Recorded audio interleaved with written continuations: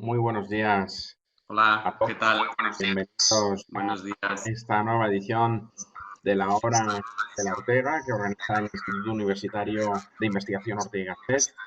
Hoy tenemos un invitado muy especial. Bueno, no es invitado porque es alguien muy vinculado a la casa también y a mí mismo por muchos motivos, como diré ahora mismo. Y además ya sabéis que la actividad del instituto en relación con la cultura, con la gestión cultural, con algo de lo que vamos a hablar hoy, que tiene que ver con la proyección de la cultura en la sociedad, pues ha sido una de las líneas directrices desde que se creó este instituto hace ya más de 30 años. Y Juan Alberto García Cubas, que es quien hoy está invitado a participar, es una destacadísima figura en el ámbito de la gestión cultural de nuestro país y también con una gran proyección internacional. Juan Alberto es fundador de Cultura en Vena, del tema que vamos a hablar hoy. Es arquitecto, es gestor cultural, es innovador social.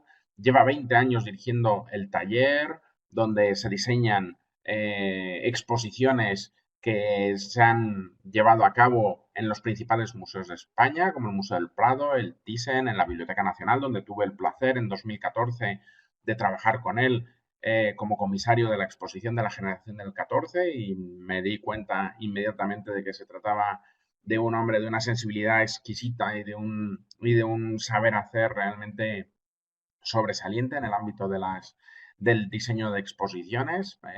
También en Málaga ha llevado a cabo una importante obra en torno al Centro Pompidou, con fundaciones como Mafre, Telefónica, Banco Santander, Masabeu. Ha desarrollado también diferentes exposiciones. En fin, es un hombre, como enseguida veréis, de una gran capacidad de llevar a la práctica eso que llamamos ahora transferencia cultural. Cómo llevar la cultura a la sociedad también con una fortísima visión de compromiso social, ¿no? Su relación con la música le llevó a ser redactor de la revista Cuadernos del Jazz entre 1990 y 1995. También fue artista plástico y además muy destacado. Consiguió el primer premio de la Bienal de Alejandría. Tiene obra presente en el Museo de Arte Contemporáneo de Madrid, en la propia Biblioteca Nacional, en el Museo de Historia de Madrid, en el Museo o la Calcografía Nacional de la Real Academia de Bellas Artes de San Fernando, en el Museo Internacional de Electrografía. En fin, que también es una faceta muy notable de su quehacer.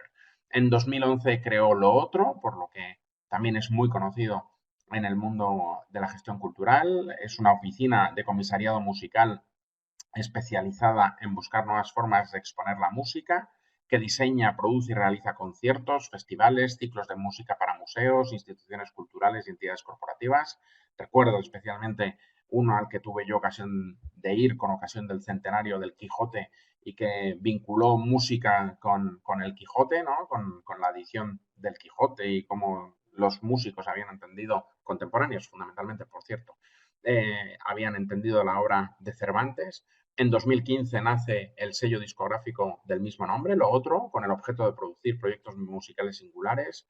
Su interés por el papel de la música como herramienta fundamental dentro del ámbito sanitario le llevó a cofundar la asociación Música en Vena, que dirigió desde sus inicios hasta septiembre del año pasado.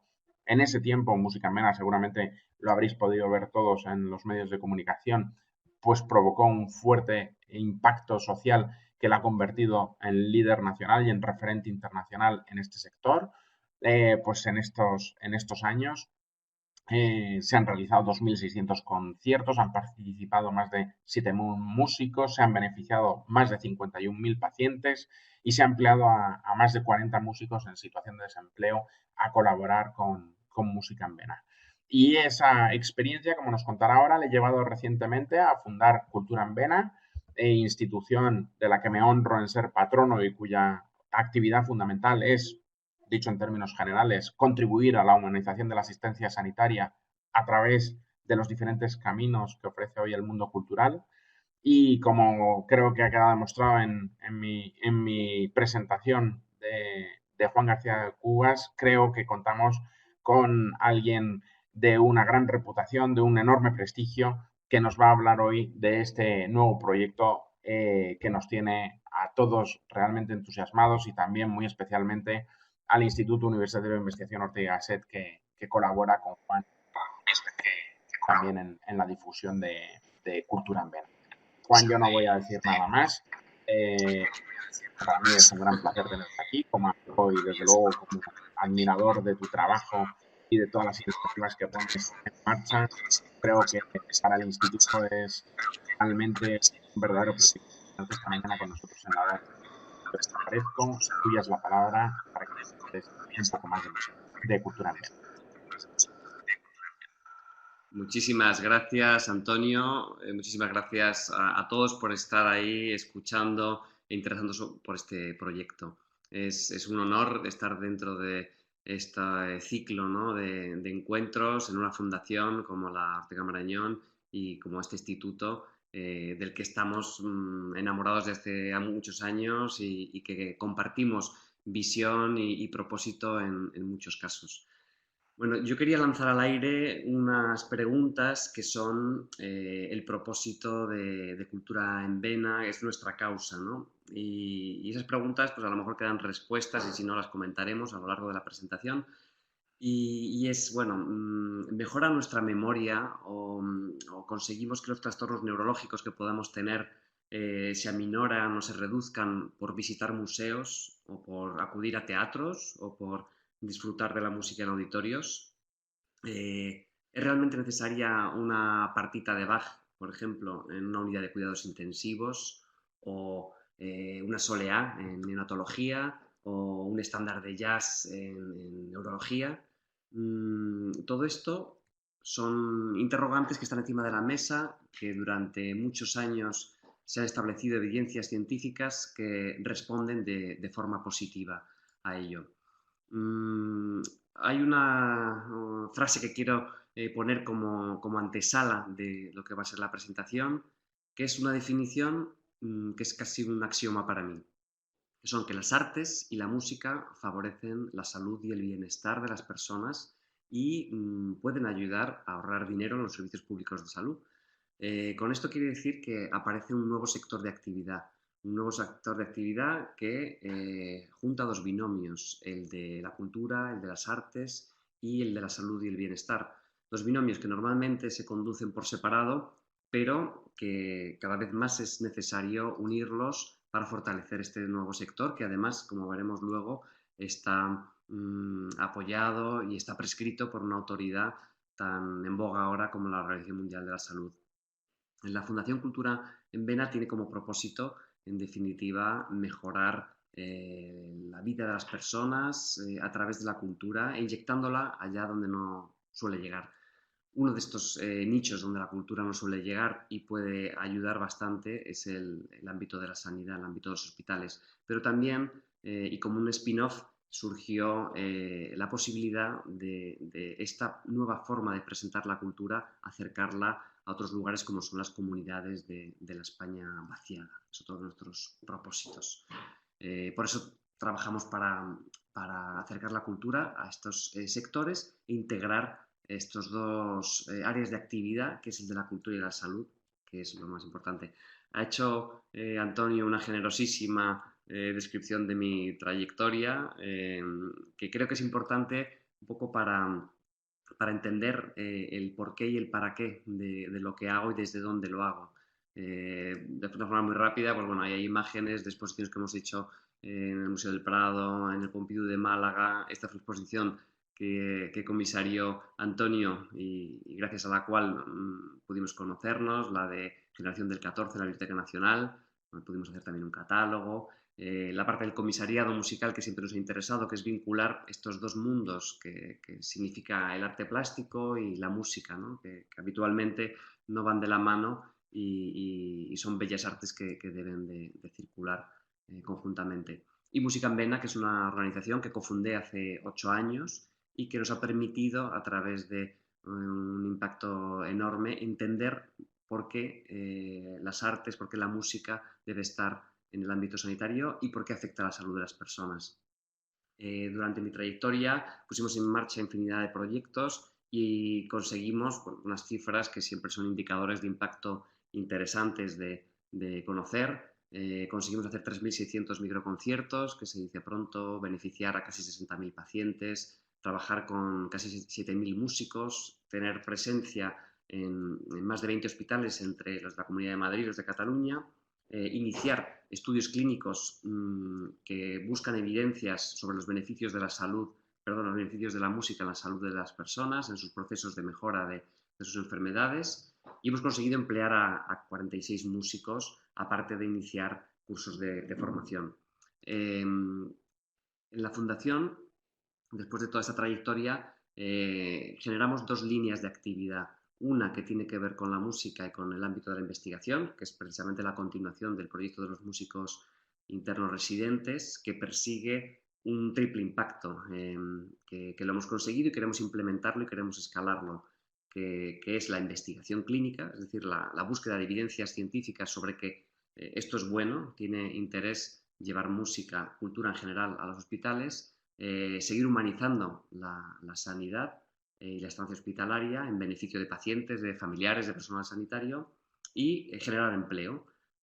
Como sabemos, estos días se está escuchando pues, la situación del sector de la cultura, la precariedad del sistema laboral que les envuelve y sin duda generar un sector de actividad en el que hay oportunidades de empleo y oportunidades de crecimiento artístico y profesional en un ámbito insospechado, pues creemos que es muy bueno. Así que uno de esos proyectos, el de Música entre los Residentes, es una pata fundamental de la Fundación. Y otra es lo que hemos denominado arte ambulatorio, que son exposiciones itinerantes por hospitales, pero también por comunidades en riesgo de despoblación de nuestro país. Aquí hay un diagrama un poco que trata de hablar de este sector de actividad nuevo que queremos ayudar a consolidar y a que vayan de la mano. Un sector de actividad que tiene muchos beneficios para todas las partes. Es como un puzzle en el que se juntan las piezas y que todo funciona. Porque aunque en el centro, como veis en el esquema, está por supuesto el paciente y la cultura, el prescriptor cultural, que es el artista, el músico, etcétera, etcétera. Ese es el centro y el objetivo y el propósito, pero alrededor aparecen unas herramientas de actividad que nos permiten consolidar este sector de actividad. Por supuesto, partiendo de que el centro son las personas y por tanto, el artista, mediador y el paciente, digamos, beneficiario último, lo primero que nos puede interesar es ese concepto de humanización, tan ligado también a la Fundación Ortega Marañón, al concepto de humanización de la salud, de la sanidad. Y con ello arrancamos una línea, que era la que decía antes, de arte ambulatorio, que permite tener una red de exposiciones en vestíbulos de hospitales, una red itinerante de exposiciones que permitan intervenir en los vestíbulos, en las salas de espera y en las habitaciones, ¿no? Inmediatamente, para justificar y medir el impacto y saber la utilidad que tiene todo esto, pues hay una pata de investigación que es fundamental, que la iniciamos con los músicos interresidentes en Música en Vena y ahora lo desarrollamos desde aquí, que es generar estudios clínicos para ver los efectos que tiene el arte, la cultura en determinado tipo de patologías y de situaciones, ¿no?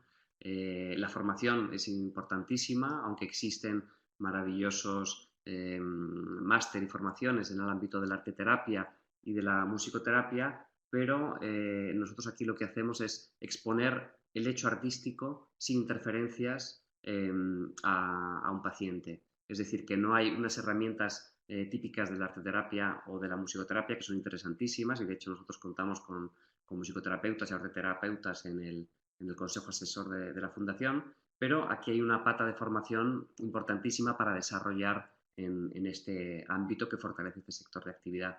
Por supuesto, el empleo nos interesa porque, como decía antes, un sector tocado por las crisis sucesivas y un sector que normalmente no está situado en una línea de preponderancia estatal como debería, pues hay que cuidarla desde todas las partes y pensar que podemos generar todo un entorno profesionalizado para la actividad de los artistas, pues nos parece de una riqueza enorme.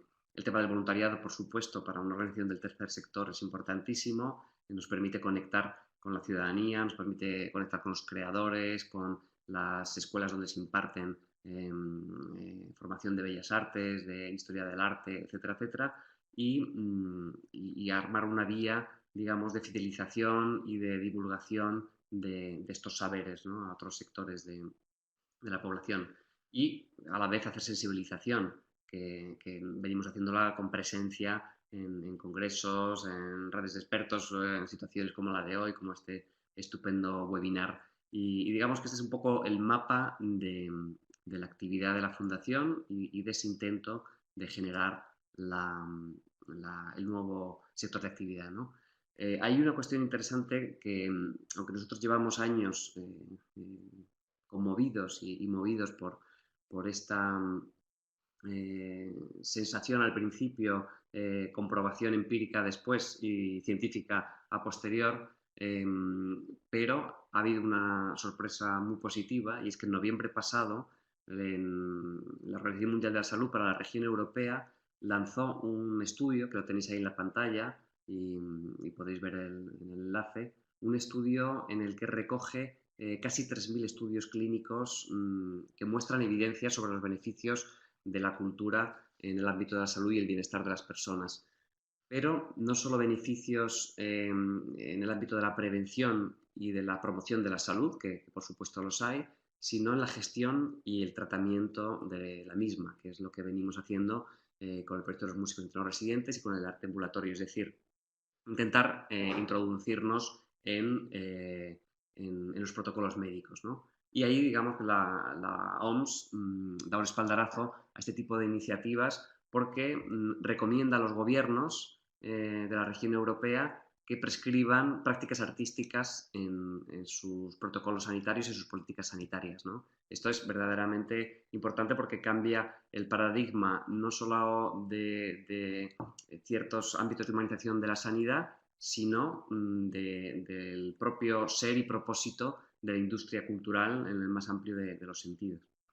Y al hacer esto, la Organización Mundial de la Salud, de repente la cultura se posiciona mejor dentro de los Objetivos de Desarrollo Sostenible, que, como sabéis, no hablan de cultura de una forma específica, sino de una forma periférica, pero ahora al quedar unido y legitimado desde la OMS, pues digamos que se incide especialmente pues, en el Objetivo de Desarrollo Sostenible número 3, que es el de la vida sana y bienestar de todos en todas las edades, el 4 que habla de la educación, el 10 que habla de la reducción de desigualdades, el 11 que precisamente habla de esta cuestión que nos interesa de aparecer en territorios despoblados, ¿no?, que tiene que ver con ciudades y pueblos inclusivos, con lo cual hay un contexto internacional que favorece este tipo de prácticas, y una de nuestras misiones precisamente es conseguir que estos sectores de actividad, el de la salud y el de la cultura, se sienten y construyan un camino junto que va a servir para el bienestar de los ciudadanos y para encontrar propósitos nuevos que van a construir un mundo mejor. Bueno, no lo he dicho, pero estoy viendo que hay chat por ahí. Si queréis interrumpirme, encantado de hacerlo. Yo voy a estar atento al chat. Si me despisto, pues me lanzáis la pregunta varias veces y veo que se mueve la pantalla y así interactúo. Porque encantado de parar un poco la presentación y charlar con vosotros. Este proyecto de músicos internos residentes, como digo, lo inicio en Música en Vena con ese propósito de triple impacto, ¿no?, de humanizar, por supuesto, de generar empleo y de buscar evidencias clínicas, ¿no? Y lo hacemos con nuestro compañero de investigación, que es el Hospital 12 de Octubre, un hospital que desde el principio ha sido enormemente sensible al hecho cultural como una herramienta para introducir dentro de sus protocolos, no solamente de humanización, sino, como veremos luego, de sus protocolos clínicos y sanitarios, ¿no?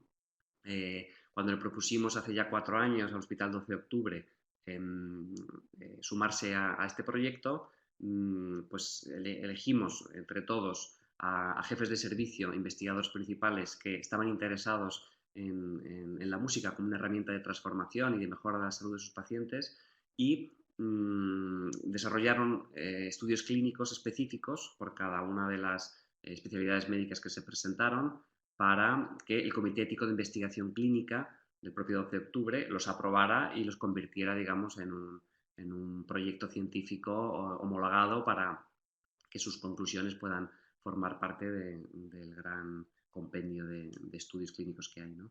Entonces, este proyecto, como digo, pues se pone en marcha hace 4 años en el Hospital 12 de Octubre y intervenimos en 6 áreas diferentes, en medicina del trabajo, en cuidados intensivos, en medicina intensiva, en neurología, en neonatología, cardiología, hematología y rehabilitación. Es decir, son 7 unidades, algunas de ellas complejas, como podéis imaginar, neonatos, cuidados intensivos, etcétera, donde no es muy fácil introducir estos protocolos, pero como vais a ver, hemos conseguido hacerlo y además con cierto éxito. Estáis viendo aquí imágenes de músicos internos residentes. En este caso, pues vemos a la izquierda a una violinista y luego a 2 doctores, el doctor Montejo, que es el investigador principal de la investigación de cuidados intensivos, que es el jefe de servicio de esa unidad en el 12 de octubre. Esto, que pudiera ser hace años un fotomontaje, pues es una realidad. Hemos conseguido introducir la figura del músico como un elemento más del equipo clínico, ¿no? Por hablaros de algunas cifras de impacto, ¿no? Pues a lo largo de estos años, para que veáis el interés de la música dentro del colectivo, o sea, del interés de estas intervenciones en el ámbito sanitario por parte de los músicos. En estos años hemos tenido 500 músicos que se han presentado a las pruebas, a la convocatoria de empleo del músico interno residente. Es decir, que hay un interés más que notable, ¿no? De ellos han sido contratados 46 músicos. Hemos realizado esos 7 estudios que se encuentran ahora en fase de explotación de datos y de valoración de los resultados. Todavía, digamos, no hemos llegado a esa fase final, que además ha quedado suspendida por motivos obvios, porque digamos que todo este primer trimestre del año se iban a explotar los datos y empezar a escribir los resultados, pero bueno, ahora mismo todos los médicos y todos los jefaturas de servicio del Hospital 12 de Octubre y todos, por supuesto, están volcados en la pandemia, incluso especialidades tan periféricas como puede ser la dermatología, pues los jefes de servicio están al servicio de los intensivistas, ¿no? Con lo cual, ahora mismo tenemos el estudio un poco paralizado, pero eso no quiere decir que lo vayamos a acabar desde luego este año, ¿no? En este tiempo se han trabajado con 400 pacientes y otros 400 de grupo de control. Se han hecho más de 2.000 horas de música y bueno, pues nos han nombrado como un proyecto de alto interés. Aquí pregunta Antonio qué evidencias se van obteniendo del efecto terapéutico sobre los enfermos. Bueno, hay evidencias internacionales que, como decía antes, hay un estudio bellísimo que está circunscrito en el ámbito de la promoción y la prevención de la salud a través de la cultura. Está realizado en el Reino Unido y durante 10 años estuvo analizando a adultos, a 3.500 me parece que fue en total, y se les analizó un poco pues, su deterioro cognitivo o su conservación cognitiva, ¿no? En el ámbito de enfermedades neurológicas, en el ámbito de la conservación de la memoria, etc. Y se vio, curiosamente, con unos porcentajes que se elevaban a cotas insospechadas, que aquellas personas que tenían una frecuencia de una vez al mes visitar un museo, acudir a un auditorio o ir a un teatro, pues conservaban mejor la memoria, tenían un porcentaje muchísimo más bajo de entrar en deterioros neurológicos y, bueno, pues eso, en un tema de promoción y prevención de la salud, pues llevó a tomar medidas como lo que llaman prescripción de arte en el sistema público de salud británico, que consiste en eso, que uno va a la consulta y además de que te den tu medicina o que te prescriban lo que sea según el diagnóstico que tengas, pues te recomiendan visitar una exposición o acudir a un concierto. Hay casos también pues, de neonatos que escuchando cierto tipo de músicas consiguen estabilizar sus constantes vitales, consiguen que se muevan menos, que se alimenten mejor y por tanto acelerar posible alta, ¿no? en Música en Vena, con los proyectos de los músicos internos residentes, hemos visto situaciones espectaculares, ¿no? Que desde el punto de vista empírico y experiencial se han medido, se han leído, y es ahora cuando se va a contrastar con evidencia clínica, ¿no? Me refiero a experiencias como que, insistiendo con bebés neonatos, pues que han empezado a succionar el pecho de su madre por primera vez por escuchar música. Y cuando ocurre una vez puede ser casualidad, pero cuando ocurre varias veces es algo que hay que medir y hay que saber qué es lo que pasa, ¿no? Por seguir con un poco la presentación, y como una imagen vale más que 1000 palabras, pues aquí podéis ver cómo se está humanizando una situación crítica como es la de cuidados intensivos, cómo se está generando empleo, porque esas dos personas que están allí, la Josi y Paco Soto, están trabajando porque tienen un contrato laboral que les hacemos para que puedan hacerlo, cotizando a la seguridad social y compaginando su actividad artística, que suele ser por la tarde, por la noche, con la situación científica y clínica, que es por las mañanas, ¿no? Trabajando con los músicos internos residentes. Hemos conseguido normalizar esta situación. Esto lo veis y parece un ovni, pero ya en los hospitales en los que estamos ya la gente no vuelve la cabeza para atrás porque ver la figura de un músico pues es más que habitual.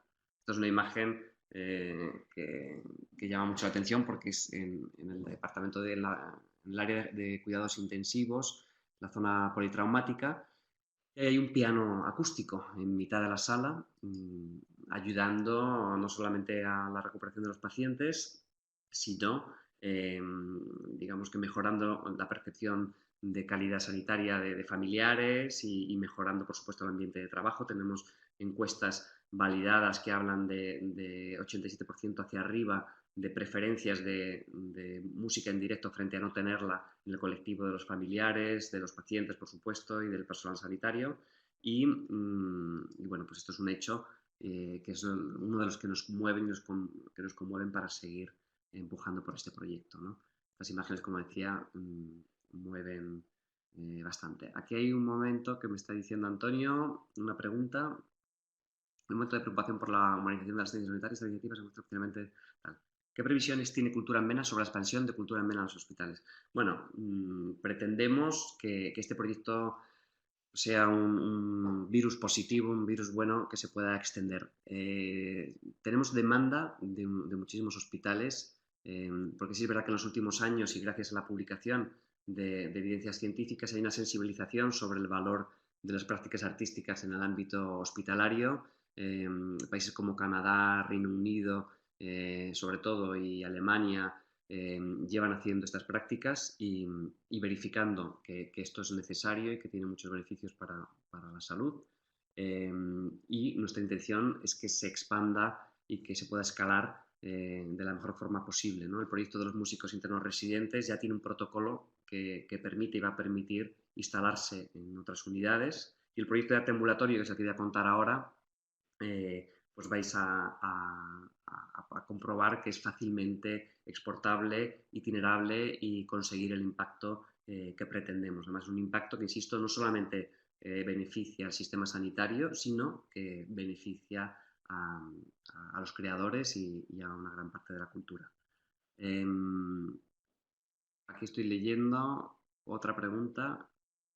¿Cuál ha sido nuestra experiencia de los músicos voluntarios que han participado? Bueno, la parte de voluntariado se sigue llevando en la Asociación Música en Vena. Han sido años de comprobar cómo este puzzle tiene sentido, porque al músico no había que obligarle a confrontar su trabajo con los pacientes. Incluso había una demanda por parte de ellos y cuando probaban repetían, porque sentían, digamos, cierto empoderamiento sobre sus facultades o sobre sus habilidades o sobre sus capacidades artísticas, ¿no? Porque acostumbrados a tocar en grandes auditorios, comprobaban cómo su trabajo era capaz de mejorar en un momento determinado la vida de una persona que estaba sufriendo y de transformar ese sufrimiento en una situación de alivio y de mejora, ¿no? Entonces, digamos que el artista se identifica con un sector de actividad nuevo que, como digo, le hace pensar que su trabajo es más útil. No digo que no sea útil, faltaría más.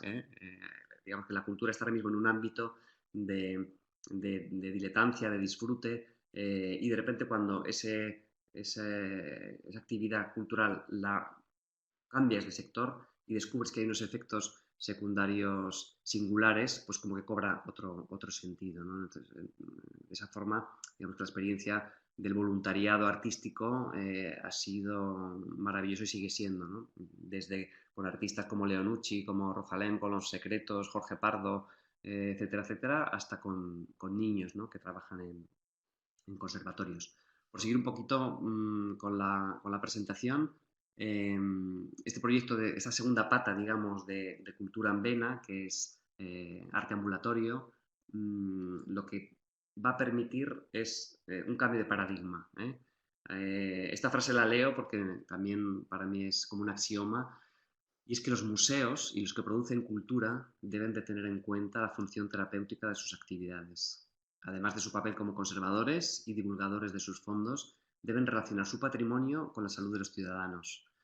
Si hablábamos antes de los beneficios específicos de la cultura en el ámbito sanitario a través de ciertas evidencias clínicas, ahí estamos viendo cómo se ha movilizado una parte del sector sanitario clínico investigador para entender estos efectos en qué consisten, ¿no?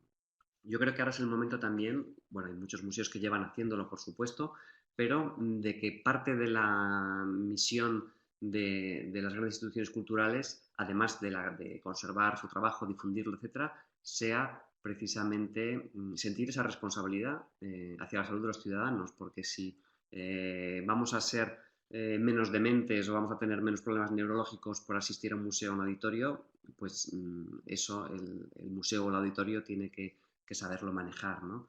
Y nuestro trabajo, como no somos un gran museo ni somos un auditorio, lo que queremos hacer es ser el catéter entre estas grandes instituciones culturales, entre estos grandes programadores culturales y el ámbito sanitario o el ámbito de la España despoblada, ¿no? Y convertirnos en ese canal que conecta esa producción artística y la acerca a estos lugares. Aquí hay una imagen que hemos utilizado, todo esto es una imagen que hicimos en noviembre, antes de la pandemia, aunque ahora cobre especial sentido, y que aparece el magnífico retrato de Vicente López Portaña, amigo de Goya, que le hace ya al final de su vida con sus pinceles, con su paleta, y nosotros lo hemos transformado en doctor, ¿no? En doctor Goya, como metáfora de lo que queremos que haga el arte, ¿no? Que es venir a curar de alguna forma. En este caso, Goya va a ser la primera exposición que Cultura en Vena hace en el ámbito sanitario, es una exposición itinerante que interviene en estos lugares que decía, que son vestíbulos, salas de espera, habitaciones de hospitales y que va a itinerar después a varios hospitales. Empezamos con el Puerta de Hierro y vamos a ver inaugurada esta exposición el día del cumpleaños de Goya, el 30 de marzo. No fue posible, lógicamente, por el COVID-19 y se va a posponer, espero que antes del verano y si no inmediatamente después. Inmediatamente después de Puerta de Hierro irá al Hospital Miguel Selbre de Zaragoza y ya estamos manejando otras exposiciones en otros hospitales. Estas son imágenes para que os hagáis una idea de intervención en un pasillo de oncología, por ejemplo. Aquí hay unas cifras muy interesantes que tiene que ver con el público y la audiencia que hay. La cifra de arriba son 8.520, son las personas que en un día cualquiera de media pasan por el Hospital 12 de Octubre de Madrid. Y las de abajo son cifras diarias de visitantes, por ejemplo, arriba a la derecha es la del Museo del Prado, que es la más alta, que está un poquito por debajo de la gente que pasa por el 12 de octubre. Evidentemente, quien va al Museo del Prado va específicamente a disfrutar de su patrimonio y quien va al hospital va a otras cosas, pero sí intervenimos en los lugares por donde esta gente pasa, pues estaremos acercando la cultura y consiguiendo, digamos, pescar aficionados a la cultura en nuevos caladeros que van a beneficiar a todas las partes, ¿no? Como decía, la intervención se establece en tres áreas. Ahí veis un esquema de vestíbulo, un esquema de sala de espera, un esquema de habitación y intervenimos colonizando espacios. Hablamos con el hospital y elegimos una serie de espacios, paredes fundamentalmente, que colonizamos con esas cruces que son el logo, digamos, que representa lo sanitario, por supuesto nuestro logo de la fundación, y sobre ese territorio que colonizamos en las paredes agregamos contenidos, imágenes, textos, etcétera.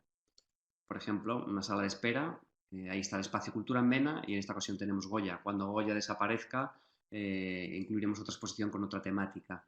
Y de alguna forma, a través de esta colonización de espacios, en este caso es otra sala de espera, nos incluimos en el tejido de las dinámicas clínicas. Y no solamente es una exposición, sino que hacemos talleres de mediación con públicos para explicarles la exposición, desde luego desde otro territorio diferente al que se explican los contenidos artísticos en sus casas, en sus museos, en sus galerías, ¿no? Aquí el gran reto ha sido cómo contamos y desde dónde contamos Goya o lo que pueda venir después, ¿no? Para que todo tipo de públicos, los que están familiarizados con la cultura y los que no, puedan entender, puedan acercarse y puedan vivir su estancia hospitalaria de otra manera. Estas son imágenes que espero que pronto podáis ver en el Hospital Puerta de Hierro y después en muchos más hospitales de España. No sé cómo vamos de tiempo, Antonio. Bueno, por supuesto el tema de la audiencia. Pues quedan 20 minutos. A mí me gustaría que no sobrepasáramos la hora, Sí, por eso se llama la hora de la verdad, pero no pasa nada si no más, pero lo ideal es terminar como muy tarde. Perfecto, pues paso esto y luego contesto preguntas que hay en el chat y todas las que puedan aparecer. Como decía, queremos medir el impacto, queremos saber a través de encuestas qué sucede cuando hay cultura en estos ámbitos. Por eso estas imágenes que estáis viendo aquí son una serie de encuestas que nos permiten tener la opinión a través de encuestas validadas, la opinión de pacientes, de familiares, de personal sanitario. Estas son imágenes que ya hemos visto antes. Bien, aquí hay una pata que ha surgido al hilo de la pandemia y quiero contarla, que es precisamente un concurso en estos tiempos de parón, ¿no? y de confinamiento. No podíamos inaugurar la exposición de Goya, por supuesto no hemos parado de preparar la siguiente exposición, pero viendo también cómo estaba el sector de la cultura, que ha sido el primero en confinarse y en parar la actividad y sin duda va a ser el último en iniciarla por motivos obvios, ¿no? Sabemos que un músico pues convoca a muchas personas en un auditorio, en un tabla flamenco, en un club de jazz, personas que están sentadas a medio metro una de otra, ¿no? Lo mismo en las galerías, en los museos, etcétera. Entonces va a ser un sector como muchos otros, pero especialmente pues tocado por esta pandemia. Entonces, ideamos un concurso que vamos a lanzar y que os pido que estéis pendientes, que nos sigáis en redes sociales y que si entráis en la web de Cultura en Mena os suscribáis a la newsletter. Y queríamos hacer con este concurso pues también cerrar un círculo, ¿no? Por un lado, favorecer a los artistas, ayudar a ese colectivo que en estos tiempos de incertidumbre laboral pues puedan tener, digamos, una pequeña meta presentándose a un concurso con premios, con una buena dotación de premios. No digo la cifra porque todavía estamos cerrándola, pero sin duda va a ser una buena dotación de premios. Este concurso nos va a permitir además reivindicar el valor real de las artes y la cultura alrededor de la salud. Queremos fomentar una reflexión crítica y artística en torno a todo esto que llevo hablando en esta webinar y construir esos discursos culturales que permitan mejorar la vida de los pacientes. ¿Y esto cómo lo hacemos? Pues convocando a jóvenes artistas a que presenten una obra que tenga que ver con este binomio cultura-salud desde algún punto de vista y los premiados y seleccionados participarán en una exposición colectiva que se llevará por diferentes hospitales, ¿no? Con lo cual, digamos, que tenemos la oportunidad de hacer reflexionar y crear a artistas para que luego se beneficien los pacientes, los familiares y el personal sanitario. Este concurso se llama Cultura de Urgencias, tiene esta formalización que, como veréis, es una mezcla entre una mancha de pintura y esta molécula, bicho, ¿no? que está tan de moda en estos días. Y esperemos que este concurso pues, podamos repetirlo en años sucesivos para consolidar, por un lado, esa reflexión, ese debate entre los artistas y que lo ligue al ámbito de la salud y bienestar. Entonces, aquí veo si queréis entramos en el turno de preguntas, pensando que queda un cuarto de hora. Más o menos quería daros esa idea, ¿no? De la importancia que tiene, y ya no por nuestra experiencia, sino porque la Organización Mundial de la Salud lo dice, la importancia que tiene introducir prácticas artísticas en el ámbito de la salud y el bienestar. Mostraros estas dos patas que estamos desarrollando desde Cultura en Vena, una la de investigación a través de los músicos internos residentes y otra a través del arte ambulatorio. Y luego, por supuesto, este concurso, que espero que estéis alerta, y si tenéis amigos, artistas, creadores, pues que le podéis pasar la información, que la sacaremos en estos próximos días, ¿no? Hay una pregunta por aquí que dice que cuáles son los beneficios terapéuticos de la música en procesos de elaboración de duelo. Bueno, nosotros hemos estado, el proyecto, cuando fundé Música en Vena, lo hicimos muy vinculados a la oncología, vinculado al duelo oncológico y muy vinculado al sufrimiento y a la experiencia del dolor físico y emocional, ¿no? De pacientes y familiares. En aquel momento nos dimos cuenta de que la percepción del dolor y del sufrimiento cuando había la mediación de un artista, en este caso de un buen músico, que de forma presencial interpretaba un buen repertorio como un buen instrumento delante de un paciente, pues había un alivio inmediato.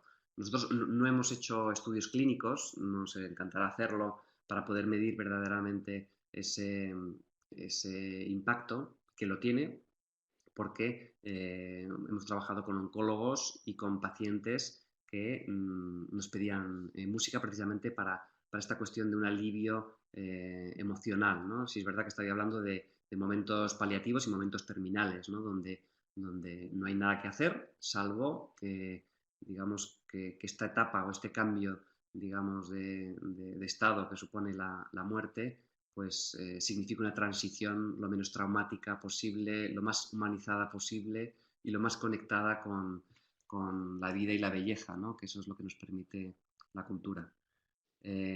Aquí hay otra pregunta que dice que si hay un modo de colaborar en Cultura en Vena. Pues si entráis en la página web de culturaenvena.org, veréis que hay precisamente un apartado de colaboración y hay muchas maneras de hacerlo, ¿no? Digamos, de forma más activa o menos activa, como artista, como médico, como institución cultural, como aportador de un donativo, y ahí podéis leer que digamos que hay muchas maneras. Este proyecto pretende ser algo ciudadano, pretende ser algo que consiga unar a muchas personas alrededor de la causa. Pretendemos convertirnos en la organización de los amantes de la cultura en general, para que nos usen en el mejor de los sentidos, ¿no? Pues para poder inyectar lo que más nos gusta en ámbitos donde no llega habitualmente la cultura y bueno, pues ahí podéis ayudarnos de muchísimas maneras, ¿no? Estaremos encantados de hacer comunidad alrededor de Cultura en Vena, ¿eh? Y en ese sentido podéis seguirnos a través de las inevitables redes sociales. Bueno, María José, muchas gracias a ti por tu atención, que aquí pone en mayúsculas un agradecimiento y bueno, pues esto es valioso, como dices, pero no es nuestro, es de todos y con todos queremos hacer esta revolución necesaria.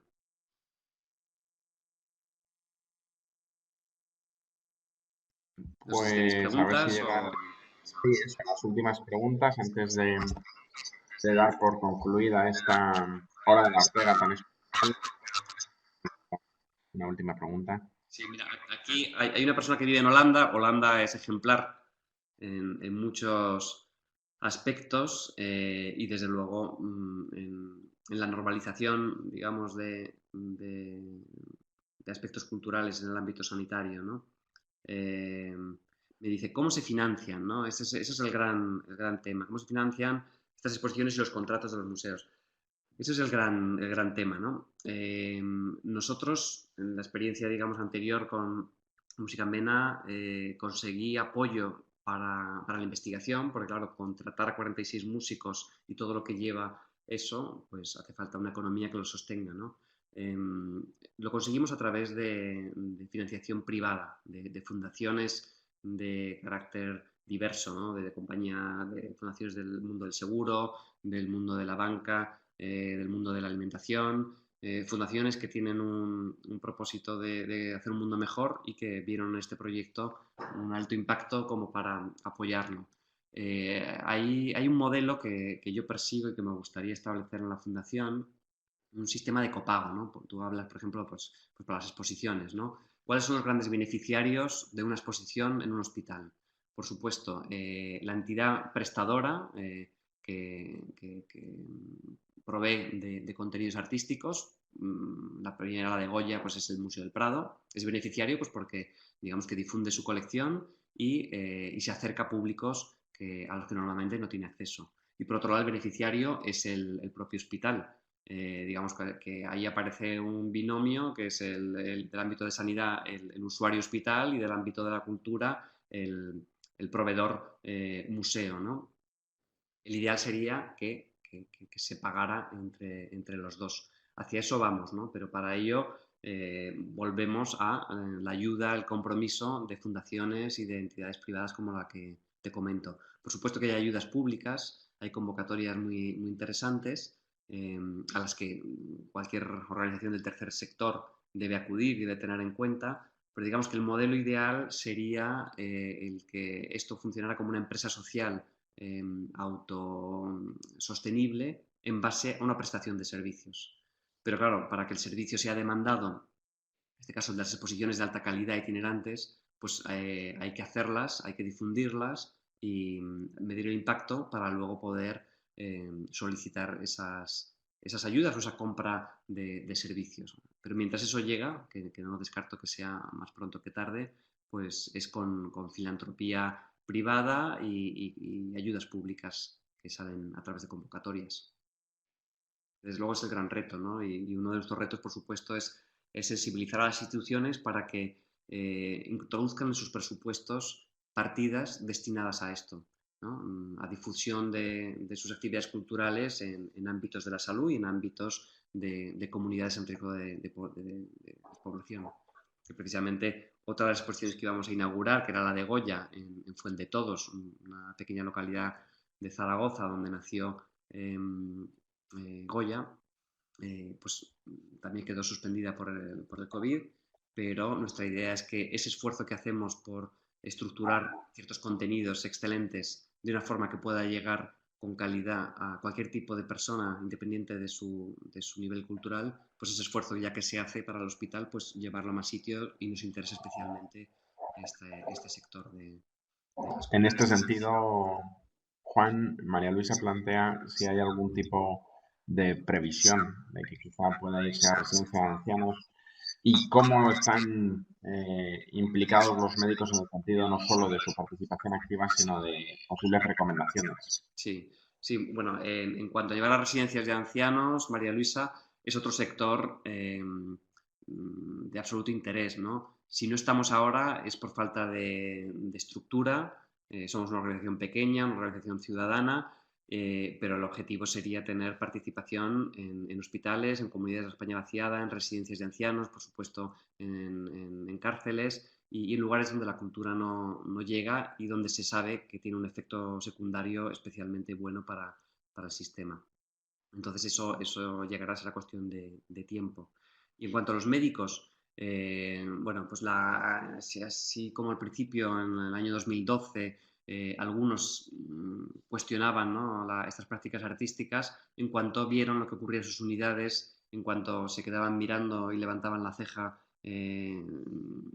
asistiendo a un hecho revelador que no esperaban, que era como una reacción positiva de un paciente ante esa práctica artística, pues empezaron a adherirse, a sumarse y a tener un interés más que notable, ¿no? Prueba de ello han sido los últimos cursos que hemos hecho con la Complutense, en los cursos del Escorial de verano, donde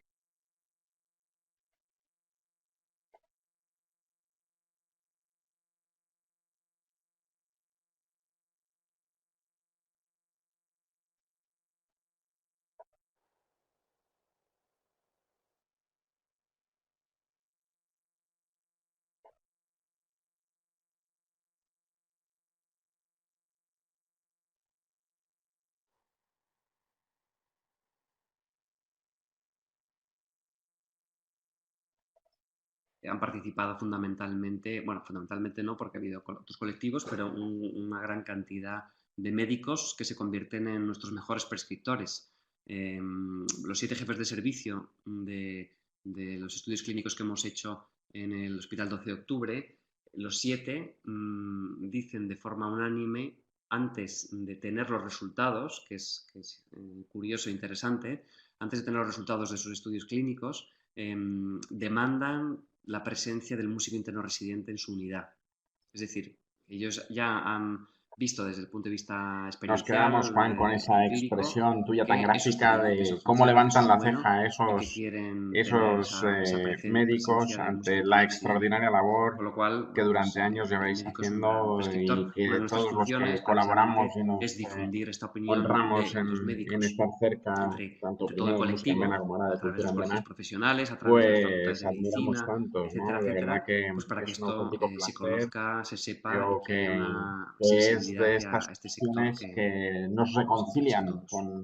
con el ser humano, con una situación dramática como la que estamos viviendo estos días y por tanto, en nombre de todos, como están poniendo aquí, muchísimas gracias, es un auténtico placer, sabes que esta es tu casa y nada, y seguiremos muy al tanto de las acciones de Cultura en Vena y animo a todos a participar, a ayudar y colaborar en la medida de las posibilidades de cada uno.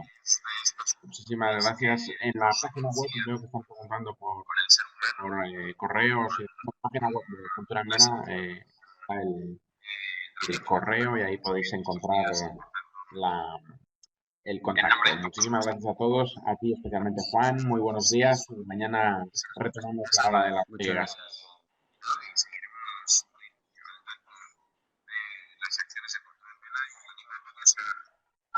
Hasta pronto.